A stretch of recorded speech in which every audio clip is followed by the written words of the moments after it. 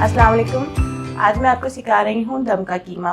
कराची बंस road में जो दम के कबाब मिलते हैं, वहीद के मशहूर कबाब, उसका भी तकरीबन यही जायका आता है। तो उसके जो रेसिपी है वो आज मैं आप लोगों से शेयर कर रही हूँ। उसके लिए जो मैंने कीमा लिया है वो ज़रा चर्बी वाला लिया है और उसको बिल्कुल बारीक पिसवा लिया है। मेरे पास अभी बकरे का कीमा है, अगर आप चाहें तो इसको गाय का कीमा भी।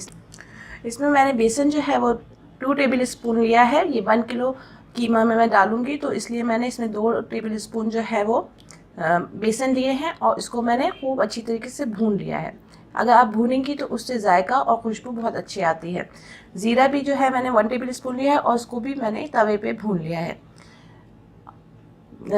ये जो गरम मसाले हैं ये इसमें ऐड होंगे और ये भी मैंने तवे पे भून लिए हैं, जिसमें एक बादियान का फूल, दो दालचीनी, बड़ी इलायची, काली मिर्चें और जायफल और जावित्री है। नमक मैंने इसमें 1 टेबल स्पून लिया है। अदरक लहसुन का पेस्ट 1.5 चम्मच लिया है, 1 टेबल स्पून कर लीजिए आप इसको भी। धनिया पाउडर 1 टीस्पून, हल्दी पाउडर 1 टीस्पून।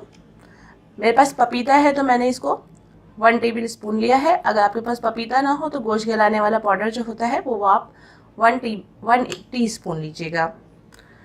कुटी मिर्चें 1 टीस्पून, पिसी हुई लाल मिर्चें 1 टीस्पून, 1 टीस्पून मैंने इसमें चाट मसाला लिया है।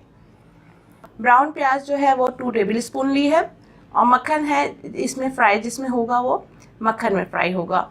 और मैंने दही 2 टेबल स्पून लिया है और इसमें 2 हरी मिर्चें मैंने ग्राइंड कर ली हैं। अगर आप स्पाइसी पसंद नहीं करते तो हरी मिर्चें ना डालें और सादा दही 2 टेबल स्पून रख लीजिए। अब ये सारे मसाले जो है वो मैं कीमे में मैरिनेट करने के लिए रख दूँगी। धनिया, हल्दी, बेसन, नमक, कुटी मिर्चें, लाल मिर्ची पिसी हुई,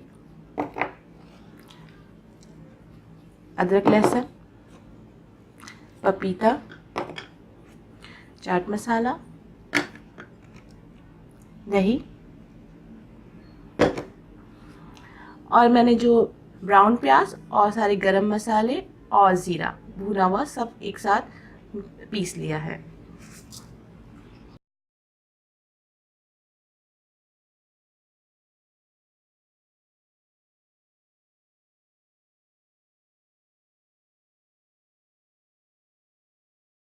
ये खूब अच्छी तरीके से मैंने मिक्स कर दिया है। अब मैं इसको आधे से 1 घंटे के लिए रख दूंगी। 2 टेबल स्पून के करीब मैं पहले इसमें ऑयल डालूंगी और 2 टेबल स्पून जो है मैं मक्खन।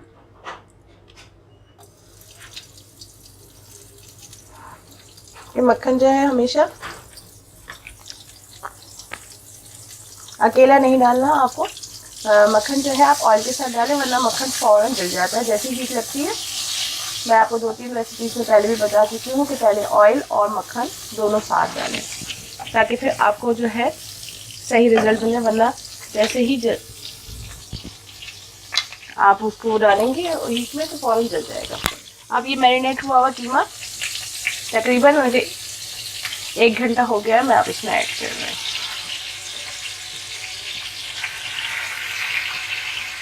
प्याज मैं इसमें फ्राई की हुई पीस के डाल चुकी हूँ, इसलिए इसमें कुछ भी नहीं डलेगा, बस सिर्फ और सिर्फ मक्खन में आप इसको फ्राई कर लें।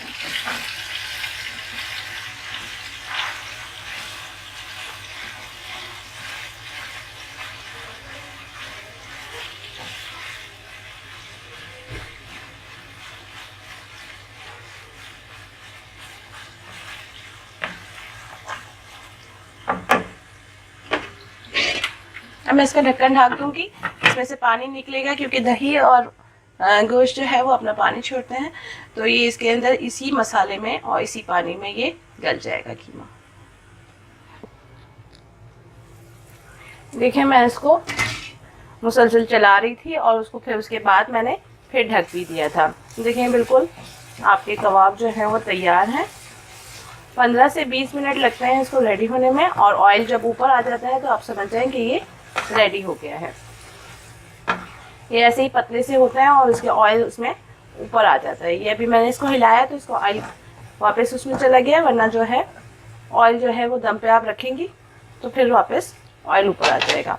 अब मैं 5 मिनट के लिए इसको और दम पे रख दूँगी, फिर इसके अंदर कोयले का दम दूंगी। अगर आप चाहें तो कोयले का दम देना पसंद करते हैं, स्मोक इसका स्मोक अगर आप पसंद करते हैं स्मोक का, तो आप स्मोक ज़रूर दें, और अगर नहीं तो आप रहने दें।